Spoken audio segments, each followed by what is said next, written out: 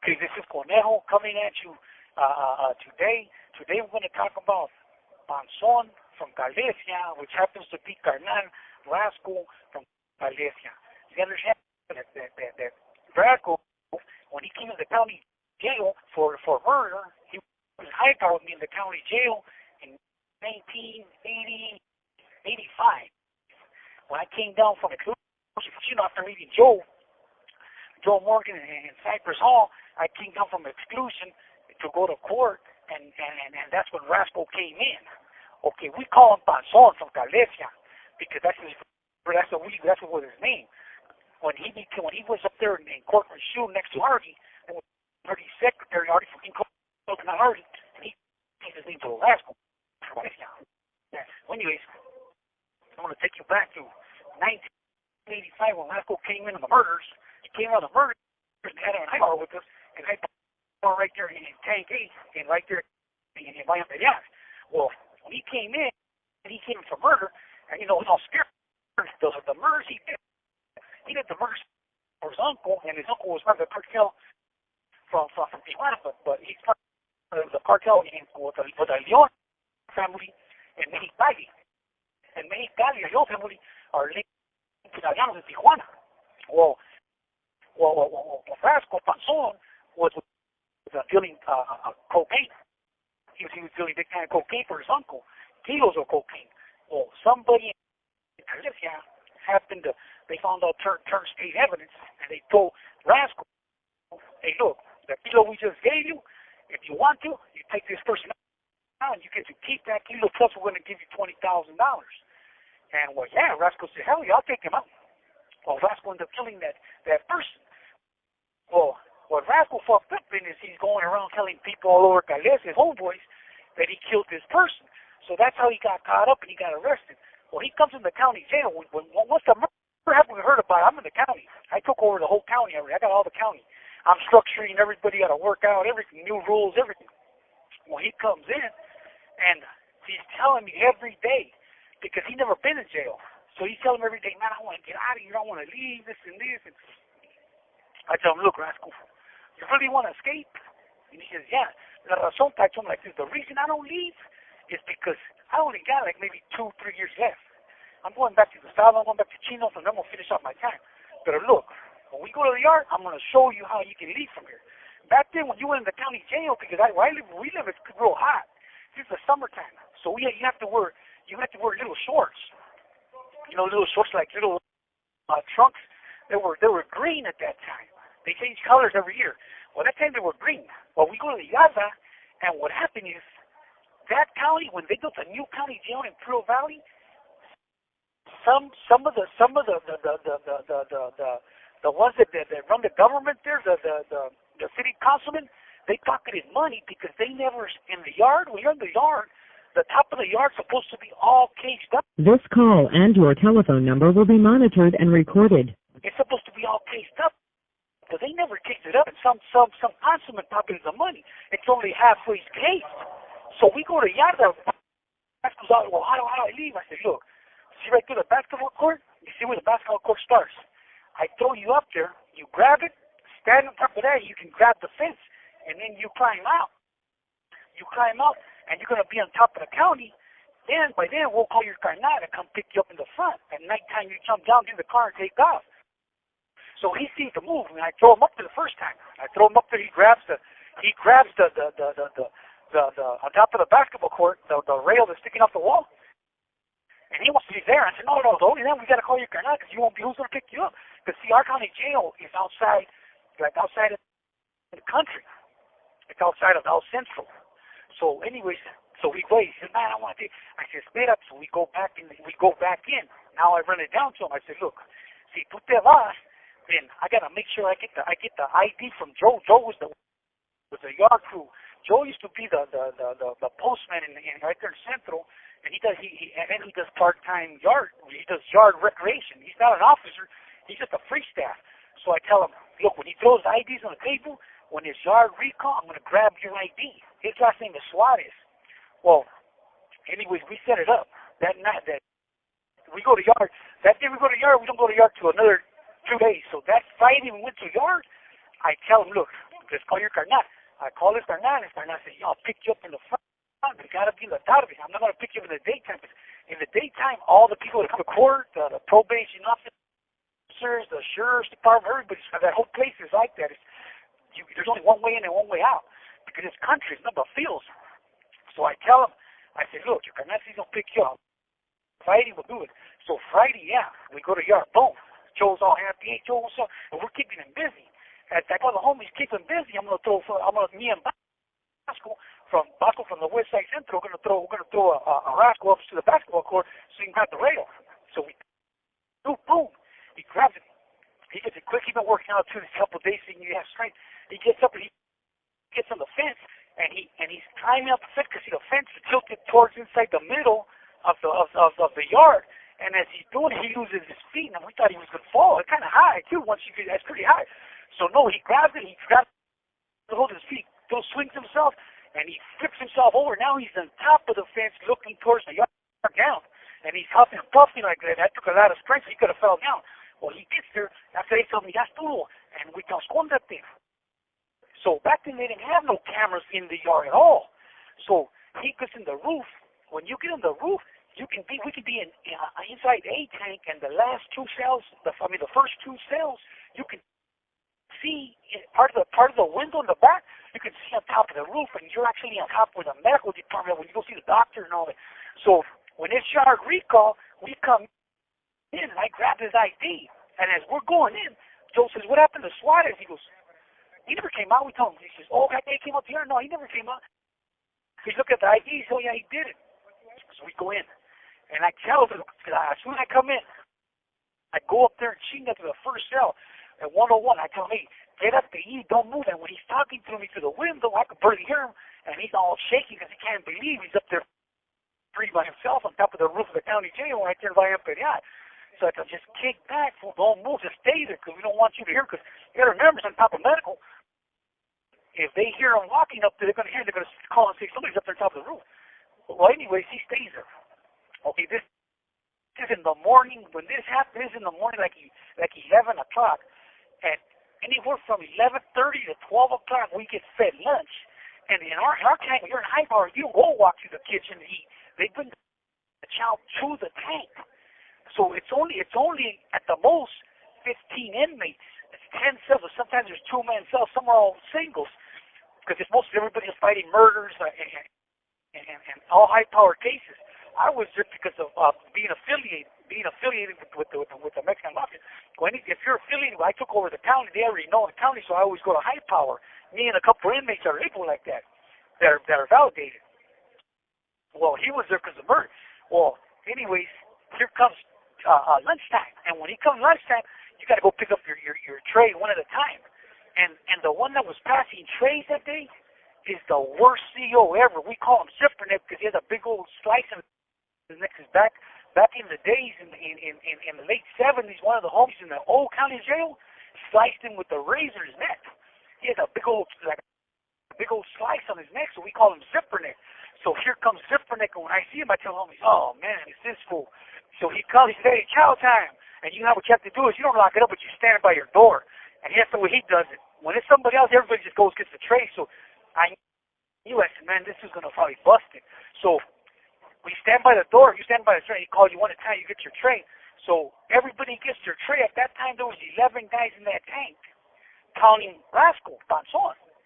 So when we give up the trays, there's one tray extra. And he sees that there's one tray extra in the cart, and he says, and everybody's sitting down because using the tables right there in high power, right there on the tables, and he goes, hey, there's one tray extra, and so he wouldn't figure out something was going on. I said, yeah, that's Suarez's tray. He went out to court. And he goes, oh, Suarez went out to court? He goes, yeah. He goes, okay, and he closes the door. He takes off. So I'm thinking, yeah, we made it. No. Here he comes. He comes back, and he says, everybody, lock it down, lock it down. So get your trays and take it to your cells. So when he does that, I tell homeboy in 101, which happens to be Paya from Westmoreland, I tell him, fool, let me go in there, so I'll go in my cell. Because I wanted to talk to Rascal. So yeah, he does. He goes to my cell, I go to that cell, acting like it's mine. So I get in there, and as soon as I get in, I hit the window, and Rascal's like, ¿qué pasó? And I'm back at Burger. I said, Vector, wait, take off, jump the jumped on top of the fence y vete corriendo para callarse. Y dice, oye, ahorita van a esculcar, they already know you're gone. El stripper no pasó la comida y vas a ver que te fuiste. And yeah, that's what happens. As soon as he comes in, he starts checking, and they're looking for Suarez because Suarez is missing. He never went out to court. He calls. He's not. So as soon as that happens, he says, lock it down, everybody, lock it down. They put the whole county in lockdown, and here we're looking out the window. You can see towards the fields because he's running towards Heber. You got to run towards Heber to the fields, to the highway with all the fields. Now, so we see him running with his green little shorts. Boom! And as he's doing this, he's almost way over there by the fields going towards Heber. We see nothing but all kinds of sheriffs because they got like doom buggies and shit that when they chase people in the sand dunes and all that. People that are crossing Mercancía from Mexico, or they're chasing him in three-wheelers and he's running, boom, boom, boom. And we see all kinds of cars, everything. Man, it looked like the whole sheriff department was after him. And he's taking off running to the fields and there, but you can't really see him no more because you can only see so far from right to the windows. And yeah, here they come. And next thing you know, here comes Rascal. Rascal's coming. He's all cuffed up. He's all cut up because he jumped in some field. He's all dirty, and they have to escort him right there to high power to take him to the back of the oil. And he's cuffed up, his chains, legs, and that was the last time that I actually seen Rascal out of the oil because that escape right there sent Rascal to oil forever because they put him right there in the oil in the county jail. From there, when he went to Donovan, in the oil in Donovan for that escape, and then when in the oil in Donovan, he went from there to Corcoran Shoe and Corcoran Shoes and oil, and that's how he met Artie in the shoe. Artie ended up moving him right next door to him because a couple camaradas. When I got there, I actually worked to Artie. Es buena gente, y aquí está. He goes, ya lo quiero, está en mi sección, lo vamos a ver conmigo. And he put him right next door, and Artie got to liking Rascal so much that Artie moved him right next door, and Artie was Rascal was Artie's personal secretary. Any wheelhouse, anything that Artie had to send word, Rascal was the one who sent it, and that's how he changed his name from Panzón de Calesia to Rascal de Calesia, because Artie always considered him like a little rascal. That's Artie from King Clover's guy, not Artie. Well, Rascal had all the yazas in Corcoran and in Kern Valley for a while. This call and your telephone number will be monitored and recorded. And there was a couple times that they bumped heads with Rascal, telling that, hey, you're not a carnal, you know what you're saying, we're in this, and that's when Artie would step in and say, look, I'm right here. You have 60 seconds remaining. One time I tell him, look, he's got all full authority because I'm right here next to him. He's my secretary, whatever I tell him, he's doing. And Battles will shut up if he's back up. I mean, I'm still finishing the story with Rascal. So anyways, Rascal became Art's secretary. And I'm the one that put the word for Rascal. Rascal was like my kid back then. So as soon as I hit Corcoran, I heard Rascal was there. Rascal was in 4B2 left. And I told Artie about him, and Artie said, hey, I'm moving him over here. I seen Artie in medical. And I told him, well, he was a good homie, he's malo, and he's a good soldado. And at that time, I wasn't a carnal yet, but I was a shot caller for the Sureños, so I had a Hugo, and Artie liked me too, so I was over there with Tigre and all them, Chino and all, Joe and all them. Well, he ends up moving Rascal next door with him, and he makes him his secretary. Well, I didn't see Rascal into like 2 years or 3 that I think 2 years that we were in Corcoran. I seen him, and I used to put medical slips left and right all the time. That way, when we go to medical, I get to see you, because over there, when you're in a different building, the only way you're gonna see another person is you gotta go to medical, and they put you in they got this big old truck. It's like a van, but they got cages in the van. They take you to medical. So yeah, one time we're in there, and you gotta remember, when I see Rascal, estaba chaval, no tenía nada de rocha, nada. So they're loading me up to go to medical. At that time, I was going through a process of prostate. I had a prostate issues, and I get in there, and they put me in the cage, and I'm looking at this dude, and he looks at me, he's all wet, and he looks at me, and I said, hey, don't I know you? And he says, yeah, it's me, Panzón, fool. And I say, hey, what's up, pinche Rascal? He said, Panzón. I tell him, I said, ¿cómo estás? And he says, man, by that time, it was already like maybe, man, like 10 years or 9 years have passed, I haven't seen him, and I see him there now. He got a brocha and everything. He's telling me about him being next to Artie and everything, and I tell him, I said, yeah, because you get the miro aquí, and then we started, because you only can see each other in the cases, and we go. We're talking through the whole case. He's telling me what's going on and this, and I'm telling what's going on with the carnales over there. And at that time, they just killed Tate, the Judas at that time. Because at that time, you got to remember, there was a lot of gladiator fights that were going on in court. And I told him, hey, cuídate, que no te balacen. He goes, yeah, a couple times I got shot pretty gacho. And he got shot one time in the leg, actually with the knife. I said, I heard. I said, hey, fool, entre yo y tú, do what you gotta do for the guerra, fool. Don't put yourself in a position donde te van a matar, and so on. Be smart. You gotta remember, some of these carnales de la hembra no te quieren usar. Don't let them use you. Now, I'm going to change the subject a little bit. The reason I'm bringing that up is because that's what they do. They just want to use you to, like a pawn in a chess game, just use you, do what you gotta do or whatever, and then they end up killing you.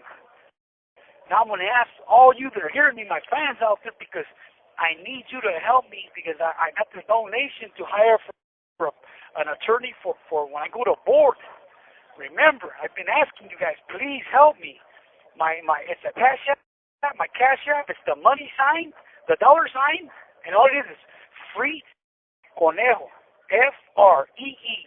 FREECONEJO. Whatever you can donate to help me, I really appreciate it, because I'm going to be going to board, and I want to be able to hire an attorney to represent me in court, because the laws are changing. Now they got the Senate Bill 483, where they're taking enhancements off, and if I go to board with an attorney, I got 9 out of 10 chances of getting out. Remember, all you fans out there, listen to I do this for a reason, to plant your son or your daughter a seed in their head so they will not waste their time like I did all these years in prison following a fake dream of becoming this badass Mexican mafia member when I have to spend the rest of my life in prison. It's not worth it. So please help me. I say this again. Please help me to donate money to my app, my cash app. It's the dollar sign, and it's free conejo, FREECONEJO, and it's under my son's name, Tomas Venegas. So don't worry about it, because I put under his name. That way, I can't have anything in my name. Please, whatever you can donate to help me, so when I go to board, I'll be prepared to go home. I want to go home. I never killed nobody. I'm only here for 3 strikes. I never hurt nobody. Please help me out whenever you can. Now going back to the story, and the reason I tell these stories is because I want you to feel the effects of when we were in prison, what was going on. At that time, they were having the gladiator fights, and the SEALs were setting us up. So I tell Rascal, because I heard he got shot in the leg, I tell Rascal, está bien, because he said, man, I was trying to do it because I'm trying to earn my booze with Via Carnal. I'm trying to get in. I said, yeah, it's good to get in, fool, but don't die in the process of getting in, or you get crippled or shot, or you can't even be living right. Like some of these carnales that are messed up their legs or their back that got shot. Use your head, fool. You gotta, at the same time you're fighting or slicing the lot on the yard, make sure you're watching the guns. The gunner, don't turn their back on the gunner, because if this fire is gonna kill you, fool. So he goes, yeah, fool. I told him también, I said, look, fool, these weapons are setting us up. And he told me, yeah, there's a SEAL right here. His name is Lieutenant Riggs and Richard Caruso.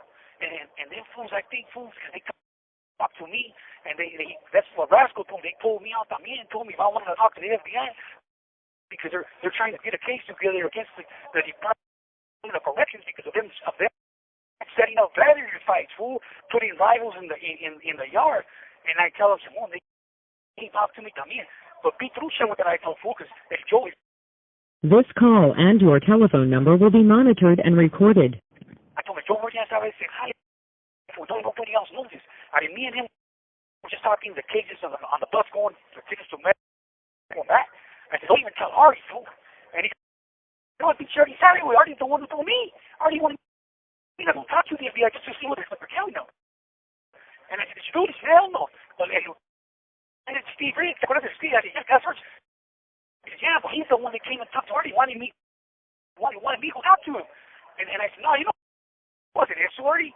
And he goes, and I said, yeah, ve para allá, para que están diciendo, see what they're talking about, that's what we're going to find out. And I just told him, yeah, but I never went. I told Rascal, I said, look, for between me and you, yo sí fui, güey, pero yo me dijo, ve para allá. And I went, and that's what they wanted to know. Era Richard Caruso, el CEO, y era el Steve Riggs, el lieutenant. He was saying, look, man, we're trying to help all you guys out, all you Sureños, and all you Norteños. You guys getting shot by us, getting hurt because of the way we're using force. We need some of you guys because I have a grand jury, and we need you guys to back us up if you want to stop all this. And I said, no, I'm not going to be part of this. I said, because if I become part of this, then it'll go all bad for me here. You guys remember, back then, you couldn't even write a 602 on an officer. Because you write a 602 on an officer, sometimes the officer is working with one of the crimaianl, and you're in bad grounds if they find you did a 602 on them. Because a lot of those SEALs, they were just bringing little shit in the shoe. And you couldn't file no 602s or nothing like now.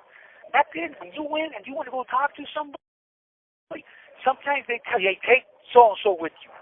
And the Judas knew. They'll tell me, take a Ciselli with you. That way you'll be present when you're talking to him. And sometimes they do that. Like that time when I went to go talk to the Lieutenant, I played it off like it was 115 here because I just got in a fight in the yard. I just got in a fight in the yard. You go 10 days CTQ, and then you're going to see the dude again in the yard. So that time I went 10 days CTQ, they say, Cornel, get ready. You got a 115 here. So my Celly gangster, he said, okay, he just got in a fight, he's going to go to 115 here. I go up the building, and yeah, it's them. They're pulling me out trying to talk to me because I tripped out that time I got in a fight. They were in the control, in the tower, in the gun, and in the bottom watching. So I said, what are they doing here? And nobody, they're against all this. But what it was is they wanted to make sure that nobody pulled the tape because back then what they were doing, they were having fights in the yard, and certain SEALs would pull the tape or mess the tape up so it wouldn't videotape anything that happened real serious. And in case somebody got shot, they would erase some of the tape. And Lieutenant Steve Riggs, he was up there to make sure that they didn't throw away the tape because little by little, he's the one that later on, when I was in the Fed, I heard he blew the whistle on all of them. And he's the one who went to the grand jury. Him and Richard Caruso went to the grand jury and testified, and they're the ones who blew the whistle and turned state evidence against all the SEALs that were setting those gladiator fights up. And I was telling Rascal, I said, ponte trucha. And he says, yeah, so I don't want to be no part of that. And I said, yeah, I'm not going to be a part of it. But I told Joe. Joe was the one who went and told one day he's right there, and the lieutenant was at Riggs. Y el Joe me dice, because, I'm in the yard, and you can see through the celly port in the other yard. And right when I went out. This call and your telephone number will be monitored and recorded. And he told me he wanted to cut his hair because you got to cut your hair there. You can see the other yard. And he calls me, Conejito, ven para acá. And I go over there. And I said, mira, ahorita le dije al Riggs, le dije al Riggs, hey, leave my soldados alone. I told him, le dije al Riggs, leave my soldados alone, and don't be talking to pulling them out, trying to have them turn and testify against these CEOs right here, because then there's going to be something personal between me and you. So stop doing that. And Riggs made, and he try and play it off like, no, I'm not doing that. He goes, yeah, you are. Some of my soldados told me. I'm just letting you know. And back then, when Joe spoke to them like that, they listened because they knew Joe had the power to reach out and touch them, even in there or out there in the streets. That's how big Joe was, because Joe's the godfather, and that's Joe Morgan. And when he told us something, so that time when I'm coming in, estaba Lieutenant Riggs right there, and he looks at me and says, hey, Frankie, what's going on, man? I said, hey, what's happening, Riggs? And he said, hey, man, don't be spreading the word. Spreading what? I ain't say shit. And he's like, all right, man, just keep it like that, man. I said, okay. So I come in, he didn't say nothing. When we're coming in from the yard, and then when I came in that tarde, Joe wrote me a kite telling me one time, Wheeler asking me, hey, ¿qué te preguntó el Riggs? And I just rolled him back, told him, yeah, he just asked me, don't be spreading that word. Yeah, Joe me says, fuck him, you know what I mean? Don't worry, no, that's not, just be solid. If he pulls you out, you tell me. And I said, yeah. Because back then what they were doing is they were trying to get people around that got shot or vatos that, because there was a lot of vatos that just stopped going to yard. They just said, no, I'm not going to yard no more. I almost got killed right now. I'm not going to go to yard no more. and they would just stay in the tira. They wouldn't come out. They didn't pesetear. They were just in the tier, but everybody in the tier saying, hey, this fool's scared. He don't want to go out. No, he doesn't want to be part of the guerra no more. So they would stay while Riggs y el Richard Caruso los sacaba. They would take him out, and they were talking to them. At times they didn't want to come out, but sometimes when they did, anywhere they went, we already knew that they were talking to them because the feds was going to case on all the Department of Corrections at that time in Corcoran Shoe on the gladiator fights. And like Taco from Elm Street, well, in a way, those are the guys that when that whole thing was going on, they had to create some kind of other alternative for the dudes that were validated, because back then when you went to committee every 180 days, and they would ask you, hey, you ready to debrief? And I said, how can I debrief? I haven't even briefed yet, so how can I debrief? And I said, no, he's not ready. We'll see you in 180 days. Every 180 days, you went to committee. By law, they had to take you to committee to see where you're at. But there was nowhere where they could put you at. It was only CMC, and that was it. So they had to create some kind of incentive to let all the dudes that were either dropping out or had problems to put them in certain institutions. Because what happens is if they send you out, let you out to an institution, 9 times out of 10, the dudes that were running that yard, when you got there, they were going to hit you. So they had to create some kind of yard for all these dudes that were having issues in Corcoran Shoe, and the government, the California Department of Corrections, the ones who started all that, because they created that they were not going to stop the prison riots that were happening in the shoe unless we killed ourselves and we stopped on our own. Hey, Tony.